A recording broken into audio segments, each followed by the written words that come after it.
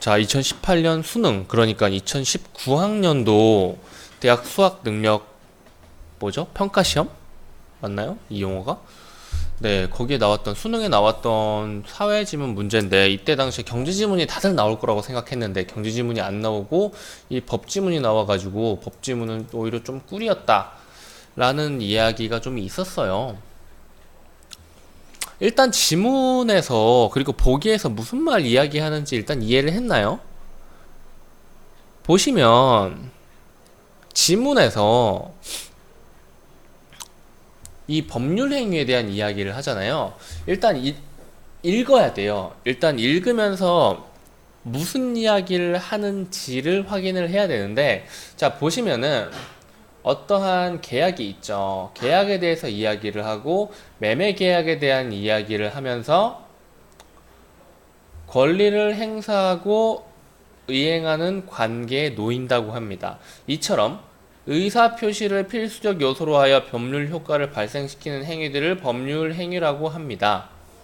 계약은 법률 행위의 일종인데 뭐 이런 어쩌고저쩌고 이런 게 있죠. 간단한 개념 설명을 해주는 거예요. 그리고 법률 효과 어쩌고저쩌고 그리고 변제 그리고 이런 매매계약이라는 예시를 줬습니다. 매매계약 여기서 나왔죠. 결국 이 지문의 주인공은 매매계약이라고 볼 수가 있어요. 1문단에서 계약, 매매계약, 그리고 2문단에서 이 지문에서 말하는 것을 좀 뭐라고 하죠? 백그라운드, 배경 지식을 조금 알려주는 기본 개념 설명, 그리고 3문단부터 매매계약에 대해서 이야기를 하는데 A 여기서도 계속 이야기를 하죠. 그리고 가분 계약을 해제해야 했다. 그러니까 여기서부터 여기까지 엄밀히 말하면 엄밀히가 아니라 그냥 뭉뚱그려서 말하면 이 매매 계약이라는 녀석을 알려준 거예요. 이런 식으로 매매 계약이 일어난다. 그러니까 니들도 사회생활할 때 이런 거 좀 알아둬라 라고 하는 겁니다. 결국 이 지문은 매매 계약에 대한 이야기고, 매매 계약은 뭐예요?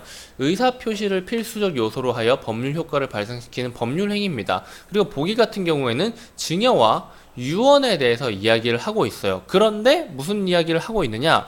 법률 행위로서 의사 표시를 요소로 한다. 이런 말을 하는 거죠. 일단 법률 행위가 뭐예요? 의사 표시를 필수 요소로 하여 법률 효과를 효과인가요? 효과인가요? 뭐 아무튼 효과를 발생시키는 행위들을 법률 행위라고 하는데 얘네가 모두 법률 행위냐? 의사를 표시하고 성립한다. 뭐가 성립했어요? 법률 효과가 발생됐다고. 법률 효과가 성립했다고요.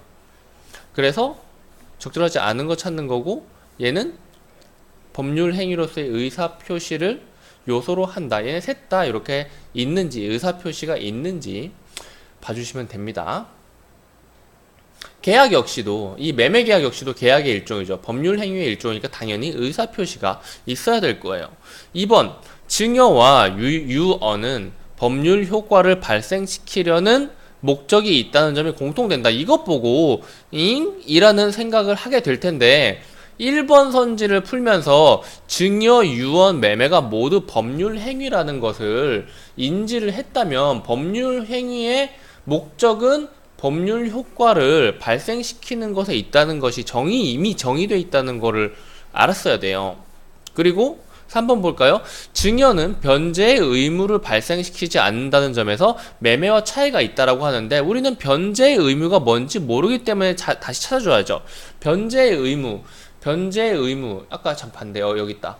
변제가 뭐예요? 채무자가 채무의 내용대로 이행하여 채권을 소멸시키는 것을 변제라고 하는데 채무자와 채권자가 누군지를 확인을 해야죠. 응? 그것을 이 매매계약 바로 다음 부분에서 나옵니다. 봐요.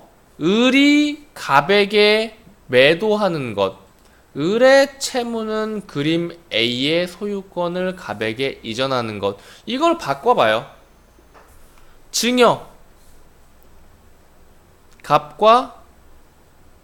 갑이 을에게 증여하겠다라고 했죠. 증여자만 이행 의무가 있는데 이 갑이 을에게 해주기로 한 건 뭐예요? 주겠다. 그러면 갑이 이 증여하기로 한 것을 이행해야 할 의무가 있네? 갑은 뭐예요? 채무자가 채무의 내용대로 이행하여 채권을 소멸시키는 변제 의무가 있는 거예요. 오케이?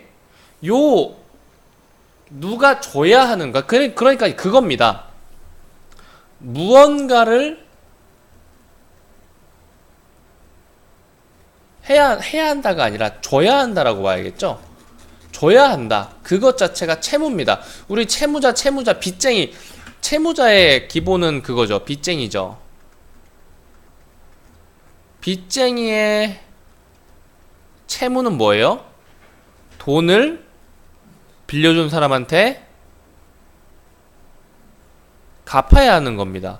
요걸 이행을 해야 되는 거예요. 이거를 뭐라고 한다고? 돈을 갚음으로써 내 빚을 변제했다라고 하는 거예요.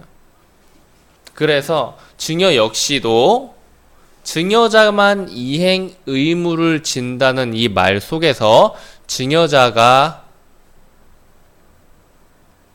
채무자이자 변제 의무가 있다는 것이 들어있는 겁니다. 이 부분을 보고. 그래서 변제의 의무는 증여도 발생시키고 매매도 발생시킵니다. 그래서 요 말이 틀린 말이고 나머지 두 개도 한번 봐볼까요? 증여는 당사자 일방만이 이행합니다. 그쵸? 증여자만. 그리고 매매는 뭐예요? 양 당사자가 이행하는 이 차이점은 맞는 차이점이죠. 5번 볼까요? 증여는 양 당사자의 의사표시가 서로 합치하여 성립한다는 점에서 의사표시의 합치가 필요 없는 유언과 차이가 있다라고. 이건 그냥 보기만 봐도 답이 나오네요. 그래서 답은 3번이었습니다. 그러니까 그걸 알아야 돼요. 무슨 말을 하고 싶어 하는지. 물론 이게 그렇게 어려운 내용이 아니라 가지고, 그런데 단어들이 어려웠기 때문에 어떡하지 막 이해해야 되는데 이런 생각들을 했을 수가 있어요. 근데 큰 그림 자체는 결국 매매와 증여와 유언의 법률 행위로서의 공통점, 차이점을 물어보는 거였습니다. 오케이? 여기까지 할게요.